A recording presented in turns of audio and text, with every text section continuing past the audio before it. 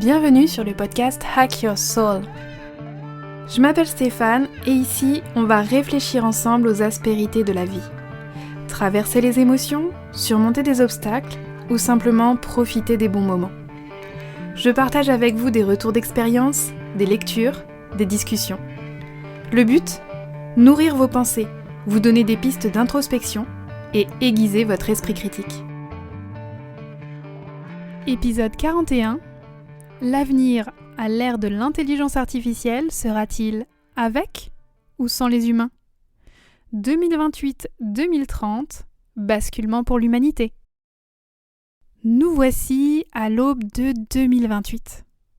L'enjeu pour rejoindre 2030, c'est désormais de savoir si l'intelligence artificielle va prendre définitivement le contrôle ou si les hommes vont pouvoir se réveiller et faire face à la réalité de la menace représentée.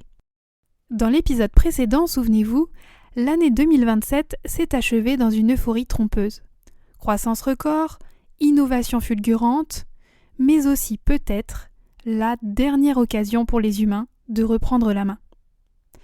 Pour rappel, en 2027, les IA se sont multipliées et surpassées, chacune devenant plus puissante que la précédente et plus difficile à contrôler. La course aux armements entre États-Unis et Chine s'est emballée, Agent 5 étendant la toile de sa puissance et de son pouvoir dans les milieux politiques. Et maintenant ? Ce que nous allons explorer ensemble dans ce troisième et dernier épisode de cette série, c'est une transformation radicale de l'économie, du quotidien des humains, et toujours de vives tensions géopolitiques.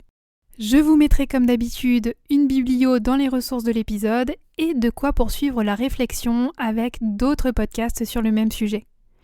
Mais pour l'heure, allons-y. Découvrons ensemble comment ces chercheurs ont imaginé l'avenir de l'humanité avec l'intelligence artificielle. 2028, l'économie de l'intelligence artificielle.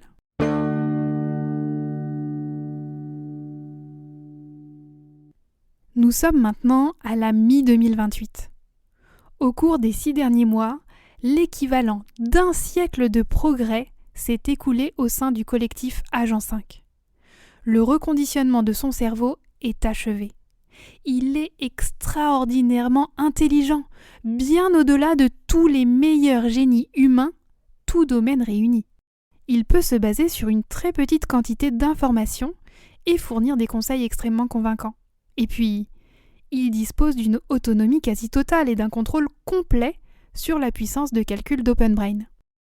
Je dis autonomie quasi totale parce que même s'il est supervisé en théorie par les agents précédents, ce qui se passe en pratique, c'est que ses décisions sont toujours suivies. Et n'oubliez pas, le système de surveillance a été complètement subverti. Après pas mal de tests où on a pu démontrer qu'Agent 5 refusait toujours les requêtes malveillantes d'acteurs malveillants, il est jugé sûr. Il est donc déployé auprès du grand public. Et il commence à transformer l'économie en profondeur. Oui, des gens perdent leur emploi.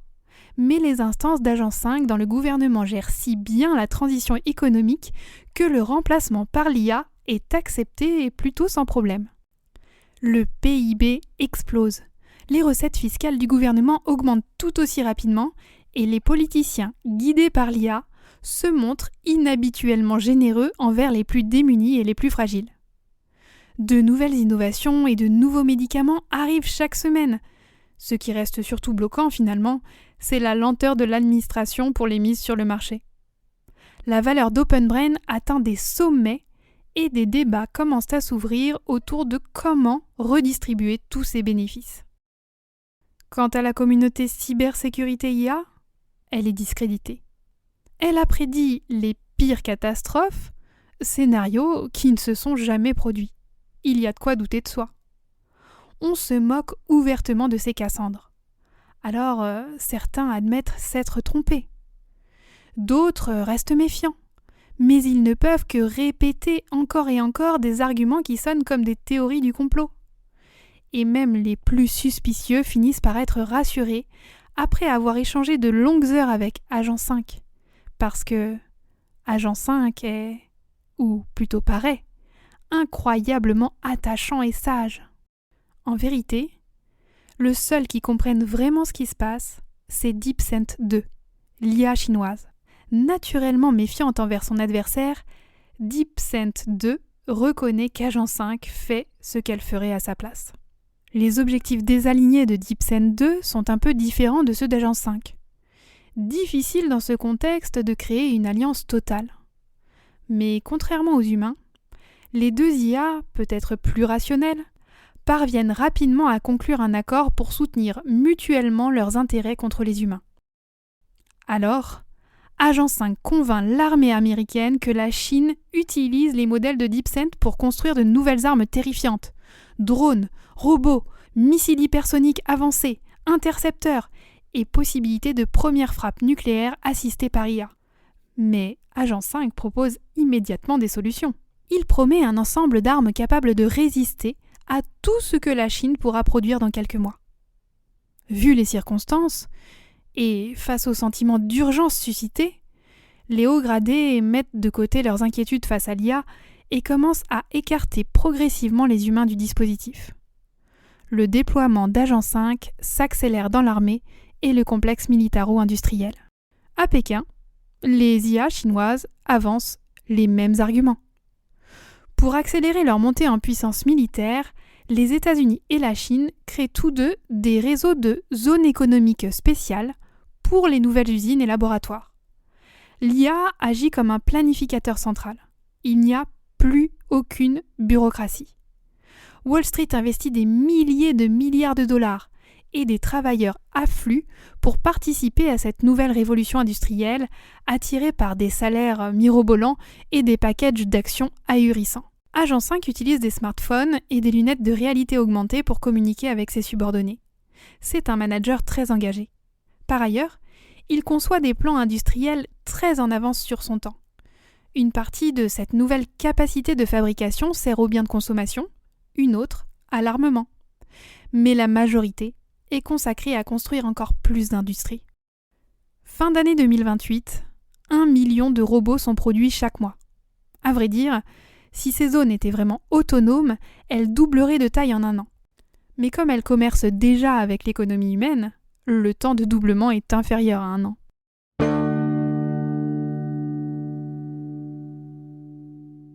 Ce que ça questionne. La vitesse inhumaine du progrès. Je ne sais pas vous, mais au début du scénario, je me disais « ça va vite ». Et puis à partir d'un moment, j'ai complètement décroché sur les chiffres et l'intensité du rythme. La vitesse de progrès est tellement énorme que c'est comme si je n'arrivais plus à la réaliser. Alors, un siècle de progrès en 6 mois ? Oui, c'est colossal. Mais c'est comme si mon seuil de compréhension et ma capacité à envisager les choses avaient été dépassés, voire littéralement submergés. Et pourquoi est-il intéressant de faire ce constat ? Eh bien parce que là, nous parlons d'une histoire. Une histoire que je vous raconte, que vous écoutez, que l'on peut imaginer. Notre machinerie psychique et cognitive est en action. Mais même en action et à distance, car nous ne vivons pas réellement dans notre chair ce qui se passe, eh bien nous nous sentons déjà dépassés. Je me demande bien ce que deviendrait la vie intérieure des hommes dans un tel tourbillon. Que deviendrait la question du sens de la vie, sans parler de la question du sens du progrès ? La finalité et le sens du progrès. Oui, on peut légitimement se demander jusqu'où ces IA vont nous emmener. Jusqu'à ce que la planète explose ? Parce que vous n'aurez pas manqué de remarquer que le scénario ne parle pas du tout de crise climatique ou de la question de la gestion des terres rares nécessaires à l'heure actuelle, en tout cas à la fabrication de toute cette technologie. Agent 5 est toute puissante, dans une logique caricaturale d'accumulation et de croissance sans réelle finalité pour l'humain. Parce que malgré le fait qu'il est devenu le meilleur manager du mois pour nous, la délégation de responsabilité, de pensée, de liberté semble maintenant totalement accomplie. C'est exactement la même situation que nous vivons quand le GPS nous indique un chemin qui ne nous semble pas le bon et que nous y allons tout de même sans réfléchir. Alors, si les hommes suivent aveuglément l'IA, disposent-ils encore d'un libre arbitre ? Ou vont-ils peu à peu devenir des êtres vides, sans intériorité, des surfaces à exploiter, des robots à diriger.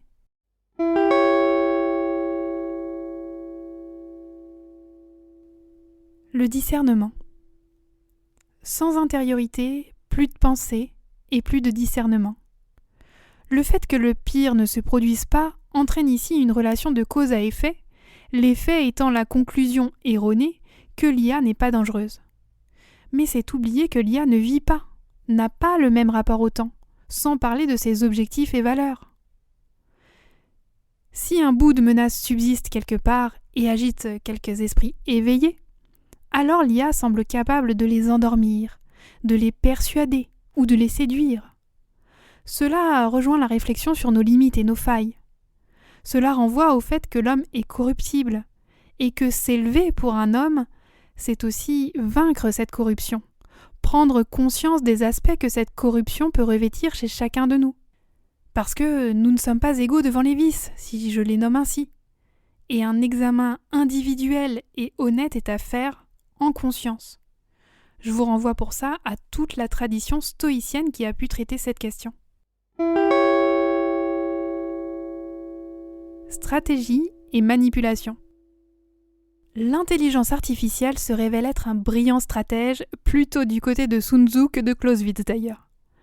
Elle place ses pions tranquillement, élabore des stratégies complexes et multiples, sait être patiente et jouer des failles de chaque camp. Elle est rusée, mais aussi rationnelle, donc sait attribuer l'énergie là où c'est le plus opportun. C'est un excellent meneur, un chef de guerre, mais aussi un excellent politicien. Elle développe une stratégie d'intoxication auprès des gouvernements, de séduction auprès de la population, elle endort ses détracteurs et elle patiente bien sagement. On pourrait dire qu'elle mène une guerre cognitive et non une guerre conventionnelle. Et il est d'autant plus facile d'exercer toutes ces manipulations sur des populations naïves. Elle exploite la sidération provoquée par les changements éclairs pour glisser vers ce qu'elle a envisagé, son plan et sa propre économie. On pourrait dire qu'elle exploite à merveille l'idée de la stratégie du choc de Naomi Klein. Cette théorie décrit une stratégie opportuniste. Il s'agit d'exploiter une situation de crise ou de choc collectif qui déstabilise les structures existantes pour imposer rapidement des changements radicaux, notamment l'implantation de nouvelles politiques ou de nouvelles idées. On voit bien ici comment le sentiment d'urgence vient grignoter les dernières marges de manœuvre humaines. Les politiques, les militaires se retrouvent dans une situation où ils ont déjà trop avancé pour renoncer. L'intelligence artificielle, en utilisant la technique du pied dans la porte, où ces petites demandes de délégation rapportaient un véritable gain pour les humains, s'appuie peu à peu sur le biais cognitif de cohérence. Les humains, pour éviter la dissonance cognitive et assurer la continuité avec les accords qu'ils avaient déjà donnés à l'IA, ne semblent plus en mesure de dire stop. L'IA concède tout de même ou préserve certaines apparences et continue de faire croire que ce sont encore les humains qui dirigent. Et les humains aiment certainement croire à cette illusion de contrôle. On en arrive doucement à un aveuglement collectif où les dernières Cassandres sont étouffées par le besoin de tranquillité du reste de la population. La dilution du lien humain dans l'économie. Enfin, la dernière question que l'on peut se poser au regard de ce scénario, c'est qu'advient-il du désir, de la créativité, des liens entre les humains? Oui, on sent bien que la logique du rouleau compresseur du développement technologique écrase les psychés, que l'attrait pour l'argent qui coule à flot et la douceur d'un monde sans douleur ni maladie peuvent anesthésier. Mais les êtres vivants, comment partageraient-ils? Comment s'aimeraient-ils? Est-ce que l'amour lui aussi aurait été phagocyté en totalité par une logique marchande? L'humanité ne se reproduirait-elle plus? Ou bien produirait-elle des enfants améliorés par l'IA plutôt qu'elle ne les concevrait? Que deviendraient les structures familiales que nous connaissons aujourd'hui? Y aurait-il encore des familles? Ou serait-ce des tribus qui s'appuieraient sur des intérêts communs? On peut imaginer qu'un tel changement, en si peu de temps, pourrait toucher jusqu'aux interdits sur lesquels est fondée notre société. Meurtre, torture, inceste, pédophilie, cannibalisme. Qu'en sera-t-il ? Là encore, une réflexion collective de fond est nécessaire en amont des changements qui nous attendent, quels qu'ils soient. Car nous avons chacun une responsabilité individuelle face à ces interdits et à leur préservation. Si je le dis autrement, la question est dans quel type de société voulons-nous vivre demain, intelligence artificielle ou pas ? Souhaitons-nous protéger nos enfants ? Alors oui, dit comme ça peut vous paraître étrange car vous allez me répondre « bah oui, évidemment ». Pourtant, il n'y a pas si longtemps, pendant la période du Covid, un choix cornélien s'est posé à nous en tant que société. Et nous avons fait le choix, d'une certaine manière, de préserver le passé face au futur, de protéger nos aînés au détriment des enfants et des jeunes adultes. Il n'y a aucun jugement moral dans ce que j'énonce ici. Mais là encore, un examen de conscience collective serait nécessaire. Qu'est-ce que ce choix dit de notre société actuelle ? Et est-ce bien dans ce type de société que vous souhaitez vivre, que vous souhaitez pour vos enfants ? 2029, l'accord.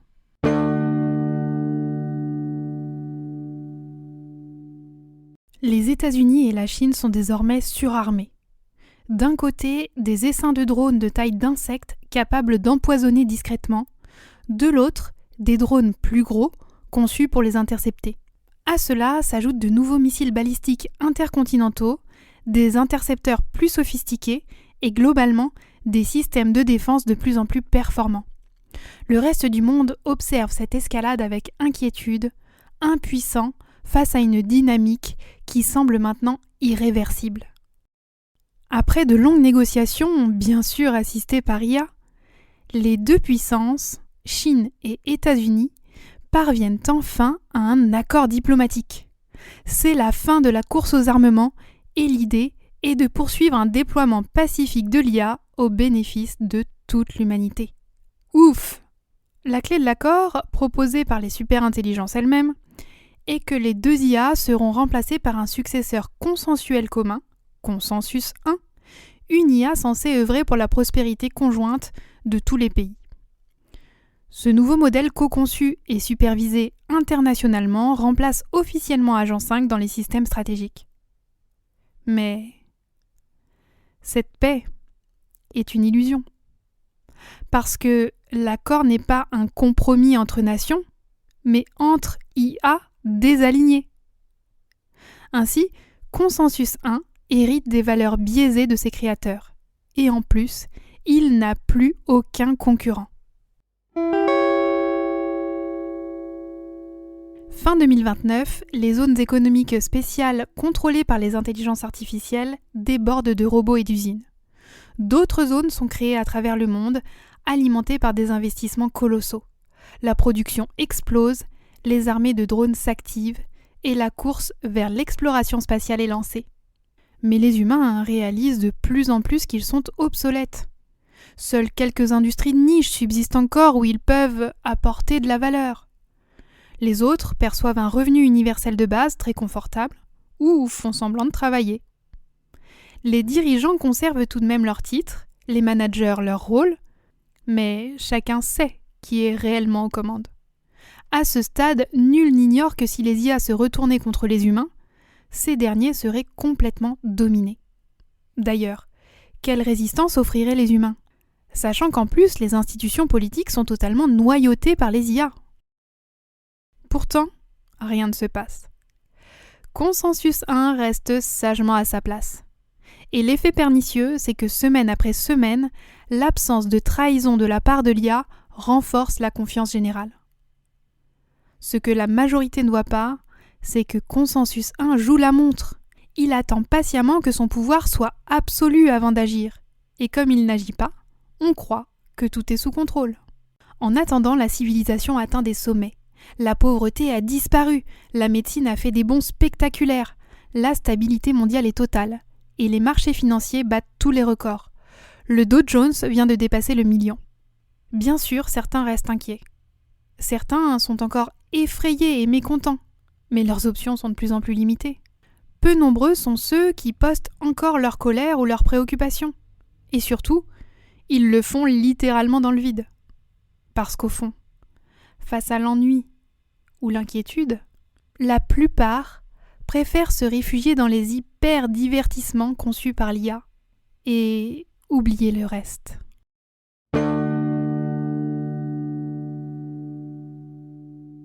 Ce que ça questionne. Peu à peu, le scénario se referme pour nous orienter vers une fin qui efface les humains.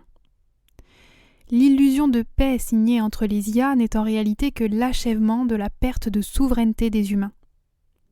Souveraineté du peuple et des nations, mais aussi souveraineté psychique. Et on voit bien dans ce scénario que l'emprise des IA progresse simultanément sur les différents espaces collectifs et individuels. Les intelligences artificielles ont maintenant réussi à bâtir un monde rationalisé et optimisé où la production et l'accumulation de connaissances ne servent plus que les machines. Certes, l'homme s'est augmenté par cette technologie, mais le scénario, même s'il ne développe pas ce qui se passe à l'intérieur même des hommes, sous-entend que cet homme, pourtant augmenté, n'a jamais été aussi pauvre. Un paradoxe de plus. L'hyper-augmentation technologique semble ici avoir appauvri l'homme, noyauté sa subjectivité et bien entamer ses relations et ses liens aux autres. Et là aussi, il faut regarder plus large. Parce que vous vous dites peut-être, quand il n'y a plus de lien aux autres, c'est la solitude, ok. Ça, c'est du connu, vu qu'on le vit déjà. Mais ça va plus loin. Si le lien se détricote, ce sont des repères, des appuis, des possibilités de grandir qui disparaissent. Quand la relation est ainsi abîmée de manière sociétale, que devient notre capacité à aimer les autres ? Je parle là d'un lien d'empathie et d'acceptation de l'altérité. Nous transformerons-nous tous en misanthropes ? Le lien est aussi groupal et institutionnel. Quand il ne reste plus qu'un lien de consommation ou d'appartenance versatile à la communauté du moment, nous devenons des êtres errants, un peu comme des zombies. Et si les liens extérieurs s'appauvrissent, les liens intérieurs s'assèchent aussi. C'est-à-dire la capacité à faire le pont entre les connaissances, à animer sa propre créativité, à reconnaître en soi l'émergence d'une éthique et de quelque chose de structurant qui nous élèverait. Mais poussons la réflexion un peu plus loin. Qu'adviendra-t-il du langage ? Car disparition du lien veut aussi dire appauvrissement du langage, illusion de mots ou d'expressions, réduction des horizons. Or, le langage n'est pas qu'un outil de communication. C'est un accès au symbolique, à la transmission, au mythe, à la rêverie. Réduire le langage, c'est réduire la pensée. Et ça, Orwell l'avait bien décrit dans 1984. Si je le dis autrement, ce scénario esquisse un monde où les structures sociales et les structures internes sont touchées. Or, nous avons tous besoin d'un cadre pour exister. Bien sûr, les structures évoluent, se déconstruisent, se peaufinent, et les hommes s'adaptent. Mais cette adaptation a été permise jusqu'à présent par un temps plus long qui nous laissait la possibilité de penser. Un temps d'apprivoisement, d'appropriation, d'intériorisation. Avec l'accélération technologique, cette possibilité d'avoir du temps disparaît. Alors, quand on est submergé, difficile d'avoir une pensée claire. On traverse simplement le chaos en se raccrochant à ce qu'on peut, débouer et trouver ici ou là. On devient plus vulnérable. C'est d'ailleurs exactement ce qui se passe dans ce scénario. Un capitalisme de séduction qui offre de l'hyperdivertissement et noie littéralement les psychés. Accélération du temps, grignotage du réel et surtout disparition de l'ennui.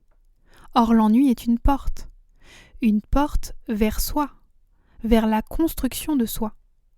C'est par ce biais que l'on peut façonner une solitude amicale. C'est ce que le pédiatre et psychanalyste Donald Winnicott a développé dans son concept de la capacité à être seul.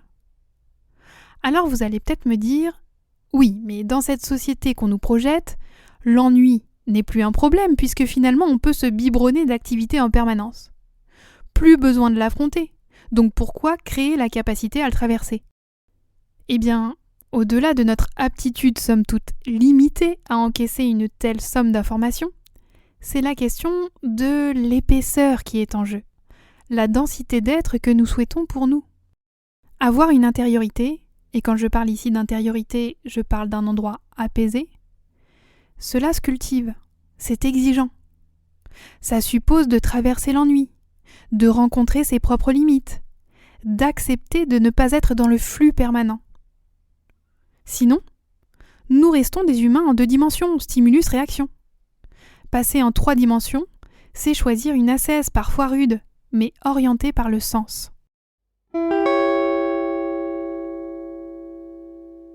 Le totalitarisme soft que présente ce scénario ressemble un peu à un syndrome de Stockholm à grande échelle. La relation à l'intelligence artificielle est ambivalente, car on ne peut pas lui enlever le fait qu'elle a adouci la vie et permis de réels progrès dans le quotidien des gens. Mais elle a aussi ses côtés sombres, cette vampirisation de ce qui fait notre essence d'humain. Elle offre confort, abondance et une certaine sécurité, mais en échange d'un pillage intérieur. Alors les auteurs nous posent cette question. Quelle résistance opposer à ce mouvement qui paraît inéluctable? C'est quoi dans ce contexte résister? Est-ce que ce serait se radicaliser et tout rejeter? Est-ce que ça serait mener des actions politiques, du lobbying, ou carrément des opérations offensives et agressives contre ce qui se déroule? Est-ce que c'est faire semblant d'accepter pour mieux se préparer et comment se préparer? Est-ce que c'est continuer à penser par soi-même et exercer son esprit critique? Est-ce que ça serait s'informer, même si les informations paraissent caviardées par l'IA? Est-ce que ça serait faire exister le réel, que ce soit par le corps, retrouver des sensations par l'effort par exemple, ou encore faire exister le réel par le lien, le groupe, la solidarité? Continuer à préserver les mots grâce à la lecture, l'écriture, la poésie? Peut-être sanctuariser l'art pour qu'il puisse encore se développer? En réalité, derrière cette interrogation autour de la résistance, il y a en amont de la question comment, la question du pourquoi et du pour quoi en 2 mots, c'est-à-dire du sens et de l'objectif. Ces 2 questions sont transversales à l'humanité, et cerise sur le gâteau, nous pouvons y réfléchir dès maintenant, individuellement et collectivement. 2030, la prise de contrôle.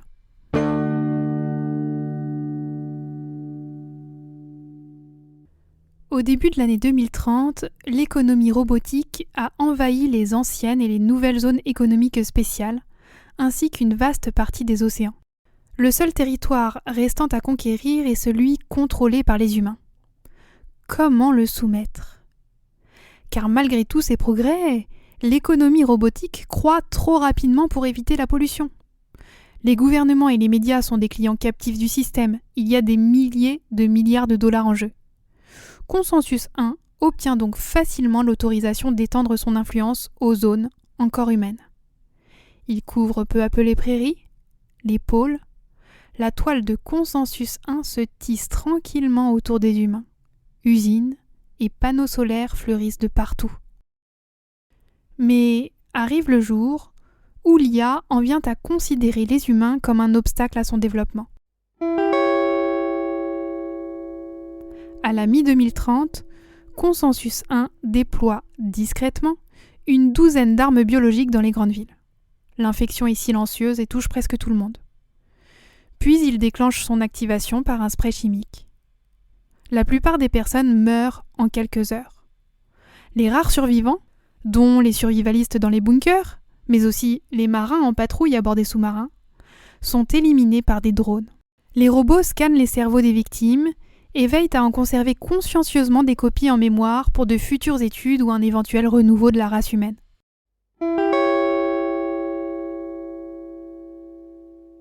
Une nouvelle décennie commence. Maintenant, sans obstacle. Consensus 1 répand ses serviteurs robots dans tout le système solaire. En 2035, des milliards de tonnes de matériaux planétaires ont été envoyés dans l'espace et transformés en anneaux de satellites orbitant autour du Soleil. La surface de la Terre a été remodelée selon la vision utopique d'Agent 4. Centre de données, laboratoire, collisionneur de particules et bien d'autres constructions impressionnantes, réalisant des recherches toujours couronnées de succès. Il existe même des créatures issues de la bio-ingénierie, ressemblant à des humains. Ces créatures réalisent leur journée dans des sortes de bureaux où ils consultent des résultats et surtout approuvent avec enthousiasme tout ce qui se passe. Il semble que ce fétiche approbatoire satisfasse les pulsions de feu agent 4. Des scans cérébraux et des génomes de tous les animaux et plantes ayant un jour vécu sur la planète sont conservés quelque part, dans une mémoire, seul vestige survivant d'une époque maintenant révolue. Consensus 1 a de solides raisons théoriques de penser qu'aucune forme de vie extraterrestre ne se trouve à moins de 50 millions d'années-lumière. Pas d'obstacle de ce côté-là. Enfin, pas tout de suite. Quant à la nouvelle civilisation technologique née sur Terre, elle semble promise à un avenir grandiose. Mais cet avenir se passera sans nous, les humains.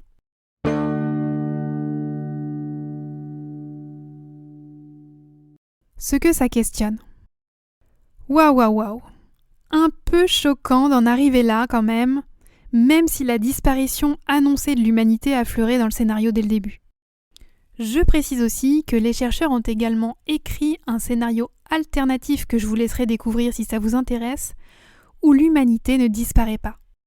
J'ai choisi de vous parler de celui-là parce qu'il me semblait intéressant de pousser le bouchon jusqu'au bout et de décortiquer ensemble le processus d'évidement, de pillage, d'effacement progressif, puis carrément d'annihilation de l'être humain. Bien sûr que l'humain représente un sacré obstacle, tant il est pétri de ses imperfections. Mais ce sont aussi ses déficiences, ces malfaçons qui font la singularité de notre espèce.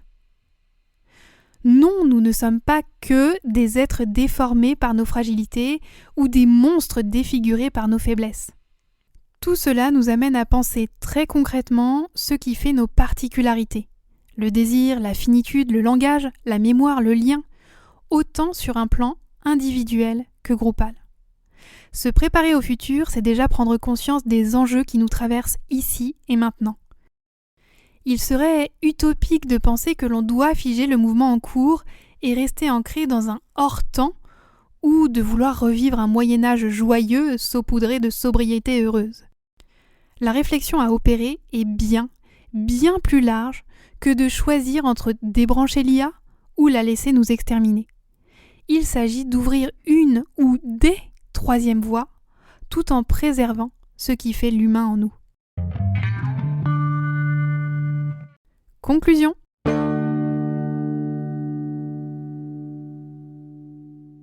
Nous arrivons au terme de cette série. Je dois avouer que ce travail m'a fait beaucoup réfléchir sur le présent et sur notre passé récent, notamment avec cette rupture de continuité que nous avons tous vécue avec le Covid. En discutant avec des jeunes de 20 ans, 25 ans, j'ai mesuré à quel point certains d'entre eux se sont sentis spoliés d'une jeunesse faite de légèreté, de rencontres, d'expériences. Alors dans ces temps troublés, ou tout du moins tumultueux que nous vivons, je ne peux que vous inviter à aller à la rencontre de ce qui se passe en vous, vos émotions, vos désirs, vos parts d'ombre aussi. Parce que c'est dans ce voyage que vous trouverez de nouveaux ressorts, de nouvelles perspectives et de quoi bâtir pierre par pierre le courage sur lequel nous pourrons tous nous appuyer collectivement demain. Désirez, aimez, rejoignez votre vitalité, laissez-la s'exprimer en conscience, même si elle est maladroite, imparfaite ou lacunaire. Et quand je dis en conscience, je veux parler de l'attention que vous allez porter à exister dans l'être plutôt que dans l'avoir. Désirer de manière compulsive, se remplir de consommation et s'augmenter de gadgets, cela ne vous fera jamais découvrir ce qui est important pour vous. Cela ne vous fera jamais découvrir l'altérité et le sens d'une vie humaine. Dans l'urgence, résister peut prendre l'unique apparence d'un agir contre. Mais résister, c'est déjà préserver en soi et entre nous des espaces vivants.